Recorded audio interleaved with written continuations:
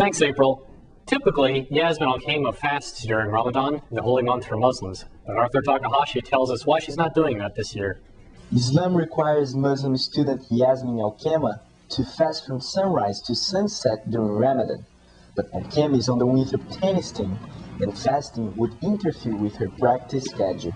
If I practice like 3 hours and don't drink, I can maybe have a heart attack or something like that. Fasting is one of the 5 pillars of Islam.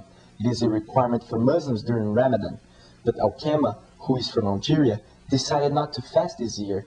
Coming to the US this fall played a major role in her decision of not fasting. Yeah, actually it was my choice to come here. I knew that when I will be here, Ramadan is going to be in this moment.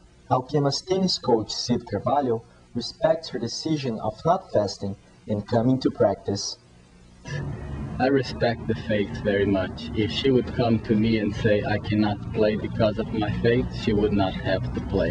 When she's home for Ramadan, Al-Khaimah fasts and plays tennis, but she doesn't practice for too long. Actually, I practice from 4 to 5, and then just go home and eat. Al-Khaimah likes when her family groups to break the fast. Maybe it's the best moment in Ramadan when we are around the table all together. How fast do they eat? Oh, very fast. We're so hungry, so we eat very fast.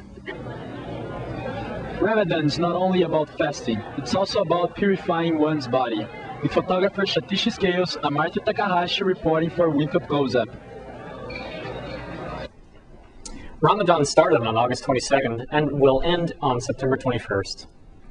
If you are planning on or even considering going to graduate school, then you may want to attend a presentation given by Drs. Rick Chacon and Bradley Tripp on Friday, September 25th at 11 a.m. in Kynard Room 316.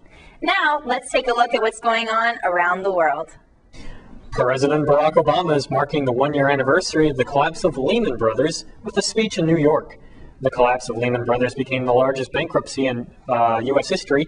The collapse of Lehman Brothers and financial trouble at other major companies, including insurance giant AIG, forced Washington to step in. As President Barack Obama prepares to talk about the government's role moving forward, Treasury Secretary Tim Geithner says regulation of the financial market needs to be a priority. President Ahmadinejad tells the new British ambassador to Iran, Simon Gass, that Britain's poor background in its relations with Tehran has left a negative impact on the minds of the Iranian people, and asked London to revise its previous attitude towards the Islamic Republic.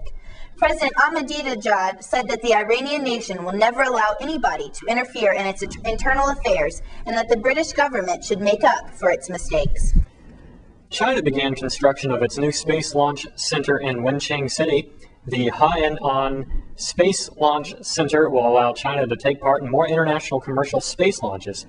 The new launch will still be mainly used for launching synchronous satellites, heavy satellites, large space stations, and deep space probe satellites. The center is scheduled to be completed by 2013. The Tea Party Express rolled through Washington this past weekend. Thousands of people gathered in the Capitol to demonstrate against what they called out-of-control government spending. Conservative groups like FreedomWorks, which is led by the former House Majority Leader Dick Armey, organized the event. Organizers say the focus will remain on local action, but say we can also expect another nationwide rally in November. Thanks for tuning in, Winthrop.